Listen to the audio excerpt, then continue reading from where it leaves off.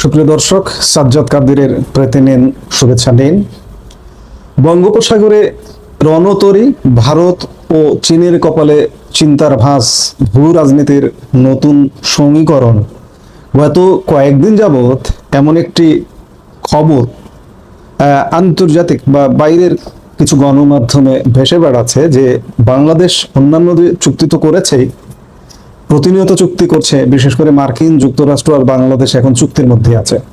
বাণিজ্য চুক্তি, বোয়িং বিমান চুক্তি, গত পরশু জ্বালানি বিষয়ে এমওইউ স্বাক্ষরিত হয়েছে। এই গণমাধ্যমগুলো বলছে যে খুব শীঘ্রই বাংলাদেশ এবং মার্কিন যুক্তরাষ্ট্র সামরিক চুক্তি করতে যাচ্ছে, যে সামরিক চুক্তির আওতায় মার্কিন নৌবাহিনী বাংলাদেশে বঙ্গোপসাগরে নোঙর করবে। যার কারণে প্রশ্ন আসছে যে দক্ষিণ এশিয়ার ভূ রাজনীতিতে কি এক বিশাল ভূমিকম্প ঘটতে যাচ্ছে নাকি? যে বঙ্গোপসাগর এতদিন ভারত আর চীনের দাপটের ক্ষেত্র ছিল, সেখানে এবার সরাসরি প্রবেশ করছে সুপার পাওয়ার আমেরিকা। হ্যাঁ, ঠিকই শুনেছেন, যুক্তরাষ্ট্র এবং বাংলাদেশ এমন কিছু প্রতিরক্ষা চুক্তিতে সই করতে যাচ্ছে যা এই অঞ্চলের পুরো শক্তির ভারসাম্য বদলে দিতে পারে। কেন মার্কিন নৌবাহিনী বাংলাদেশের বন্দরে নোঙর করতে চাইছে? কেন ভারত ও চীন এতে উদ্বিগ্ন?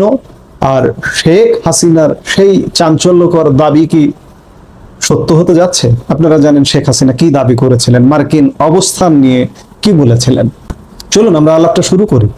সাম্প্রতিক ঘটনাবলী বলছে যে যুক্তরাষ্ট্র ও বাংলাদেশ প্রতিরক্ষা চুক্তির চূড়ান্ত পর্যায়ে রয়েছে।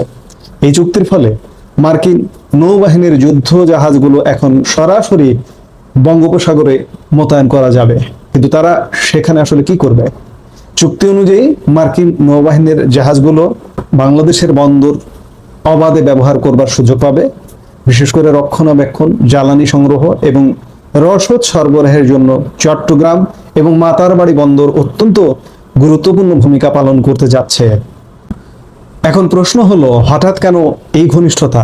আপনারা জানেন মাত্র কয়েকদিন আগে, আজকে আমরা যে মুহূর্তে কথা বলছি, আজকে 16ই মে, গত 5 থেকে 7 মে 2026 তারিখে মার্কিন বাণিজ্য প্রতিনিধি দলের ইউএসটিআর এর একটি উচ্চ পর্যায়ের প্রতিনিধি দল ঢাকা সফর করেছে। সেখানে তারা দুই দেশের মধ্যে স্বাক্ষরিত সেই রেসিপ্রোকাল ট্রেড এগ্রিমেন্ট বা এআরটি, যেটি ফেব্রুয়ারি 9 তারিখে স্বাক্ষরিত হয়েছিল, সেই এআরটি বাস্তবায়নের বিষয়ে আলোচনা করেছে। এটি কেবল সামরিক চুক্তি নয়, এর পেছনে রয়েছে বিশাল অর্থনৈতিক স্বার্থ। এই খবরটি ভারতের জন্য কেন মাথা ব্যথার কারণ? কারণ ভারত ঐতিহাসিকভাবে বঙ্গোপসাগরে নিজেদের আধিপত্য বজায় রেখেছে। ভারতের বিশাল উপকূল রেখা এবং সেখানে একটি পারমাণবিক সাবমেরিন ঘাঁটি সহ অসংখ্য নৌঘাঁটি রয়েছে। ঐতিহাসিকভাবে বাংলাদেশের নৌবাহিনীর সাথে ভারতের একটি ভারসাম্যপূর্ণ সম্পর্ক ছিল, কিন্তু এখন আমেরিকার প্রবেশ এই সম্পর্ক উলটপালট করে দিচ্ছে। অন্যদিকে চীনের কথা ভাবুন। বাংলাদেশের সামরিক সরঞ্জামের প্রায় 70% আসে চীন থেকে। বন্দর অবকাঠামো উন্নয়নেও চীনের বিশাল বিনিয়োগ রয়েছে। এখন আমেরিকা যদি বাংলাদেশে ঘাঁটি বা লজিস্টিক্স সাপোর্ট পায়, তবে চীনের স্ট্রিং অফ পার্লস নীতি বড় চ্যালেঞ্জের মুখে পড়বে। কয়েক দশক ধরে বঙ্গোপসাগর বড় কোনো নৌ প্রতিযোগিতা বা সংঘাত থেকে দূরে ছিল, কিন্তু এখন পরিস্থিতি দ্রুত বদলে যাচ্ছে। অনেকে ভাবছেন এটি কি শুধু যুদ্ধের প্রস্তুতি? না, গত ফেব্রুয়ারিতে চূড়ান্ত হওয়া একটি চুক্তিতে বাংলাদেশ এবং মার্কিন যুক্তরাষ্ট্রের মধ্যে কিছু আদান প্রদানের বিষয় স্বাক্ষরিত হয়েছে। এই স্বাক্ষরিত চুক্তির মধ্যে বাংলাদেশের স্বার্থ লঙ্ঘিত হয়েছে, মার্কিন যুক্তরাষ্ট্রের স্বার্থ রক্ষা করা হয়েছে। এটি একটি দীর্ঘমেয়াদী 15 বছরের পরিকল্পনার অংশ।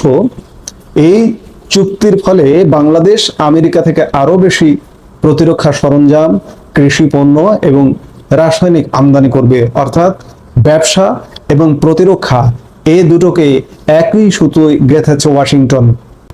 এই আলোচনাটির গভীরে যেতে হলে আমাদের বারবার ফিরতে হবে বাংলাদেশের সাবেক প্রধানমন্ত্রী শেখ হাসিনার কাছেই। শেখ হাসিনার একটি দাবি মনে করতেই হবে। তিনি দাবি করেছিলেন আমেরিকা তাকে বঙ্গোপসাগরের সেন্ট মার্টিন দ্বীপে সামরিক ঘাঁটি করার জন্য চাপ দিচ্ছিল। তার ভাষ্যমতে এই দ্বীপে ঘাঁটি করতে না দেওয়ার কারণেই তাকে ক্ষমতা থেকে সরতে হয়েছে। যদিও আমেরিকা এই দাবিকে বরাবরই মিথ্যা বলে উড়িয়ে দিয়েছে, তবে বর্তমান চুক্তিগুলো বিশ্লেষণ করলে দেখা যায় সেন্ট মার্টিন না হলেও বাংলাদেশের মূল ভূখণ্ডের বন্দরগুলো ব্যবহার করে আমেরিকা ঠিকই ইন্দো প্যাসিফিক অঞ্চলে তাদের প্রভাব বিস্তারের লক্ষ্য পূরণ করছে। বঙ্গোপসাগর এখন আর কেবল মাছ ধরার বা সাধারণ বাণিজ্যের জায়গা নয়, এটি এখন বিশ্ব শক্তির দাবার বোর্ড। ভারত, চীন এবং আমেরিকা তিনটি পক্ষই এখন বাংলাদেশকে ঘিরে তাদের চাল দিচ্ছে। এই চুক্তি বাংলাদেশের অর্থনীতিতে কি গতি আনবে সেটি বড় প্রশ্ন। ভূ রাজনৈতিক চাপে বাংলাদেশ কতটা ভারসাম্য রাখতে পারবে সেটাই এখন দেখার বিষয়।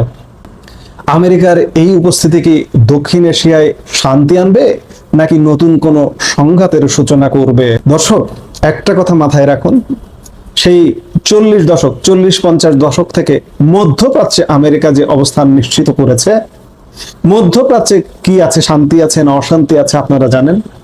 মধ্যপ্রাচ্যের আজকের অবস্থা কি? মধ্যপ্রাচ্য মাঝে মাঝে উত্তপ্ত হয়ে ওঠে। সেই মার্কিন যুক্তরাষ্ট্র আমাদের এই অঞ্চলেও তাদের কমপক্ষে 6 দশকের প্রচেষ্টা যে আমাদের এই অঞ্চলে একটা অবস্থান নেবে দক্ষিণ এশিয়ায়, 6 দশক পারেনি। কিন্তু সেই পাকিস্তান আমলে বাংলাদেশের সেন্ট মার্টিন একদম কনফার্ম করে ফেলেছিল, কিন্তু বাংলাদেশ স্বাধীন হয়ে যাওয়ায় সেটি আর চান্স পায়নি। বঙ্গবন্ধু যে 3.5 বছর ক্ষমতায় ছিলেন তার কাছে চান্স পায়নি, নাকচ করে দিয়েছিলেন বঙ্গবন্ধু। জিয়াউর রহমান এসে এগ্রি করেছিলেন, সম্মত হয়েছিলেন। পেপার পত্রিকার কাটিং আপনারা যদি দেখেন, আমি কথা বলেছি এটি নিয়ে, তো তাহলে দেখবেন যে জিয়াউর রহমানও সম্মত হয়েছিলেন এবং তিনি মারা যাওয়ায় সেটি আর বাস্তবায়ন হয়নি। এরপর থেকে ঝুলে আছে আছে আছে আজকে সেই জিয়াউর রহমানের সন্তানই ক্ষমতায়, তারেক রহমান। আজকে মার্কিন যুক্তরাষ্ট্র আবারও সুযোগ পেয়েছে, চান্স পেয়েছে। আওয়ামী লীগকে পতন করার পর থেকে চান্স পেয়েছে। ইউনূস দিয়ে শুরু, আর ইউনূসের ধারাবাহিক সরকার তারেক রহমান সরকার, যার কারণে আজকে তারা মনে করছে এটা সহজেই বাস্তবায়ন করা সম্ভব এবং অতি দ্রুততার সাথে। দেখুন নানা রকম চুক্তি হচ্ছে, কিন্তু এর ফলে মার্কিন যুক্তরাষ্ট্র এখানে অবস্থান নিশ্চিত করবে। আমরা আরেকটা সংঘাতপূর্ণ মধ্যপ্রাচ্য হতে যাচ্ছি কিনা এই প্রশ্নটা আপনি করুন, আমি করি, আপনি বোঝার চেষ্টা করুন, যারা একটু বোঝেন বোঝার চেষ্টা করুন এবং আপনার বাংলাদেশের আপামর জনগণকে বোঝান। এখান থেকে যদি মুক্তি না পান তাহলে খবর আছে, আমি এইভাবে বলবো খবর আছে। আজকে আমি একটি উদাহরণ দিয়ে আলাপটা শেষ করতে চাই। এই যে ইরান যে সংঘাত, মার্কিন যুক্তরাষ্ট্র, ইসরায়েল, ইরান সংঘাতের ফলে মধ্যপ্রাচ্যের অন্যান্য দেশগুলো, তাদের রেঞ্জের মধ্যে থাকা যে দেশগুলো আছে, ইসরায়েল বলেন, সৌদি আরব বলেন, সংযুক্ত আরব আমিরাত বলেন বা বিভিন্ন কাতার বলেন, সব জায়গাগুলো কিন্তু সব দেশগুলো হামলার শিকার হয়েছে। প্রতিশোধ হিসেবে ইরান এগুলোতে হামলা করেছে। আজকে যদি বাংলাদেশে একটা সামরিক ঘাঁটি থাকতো, আপনি ঢাকা শহরও কিন্তু হামলার শিকার হতেন। বাংলাদেশ থেকে মার্কিন যুক্তরাষ্ট্র বাংলাদেশের ঘাঁটি থেকে ইরানে হামলা করছে, আপনি কিন্তু রক্ষা পাবেন না।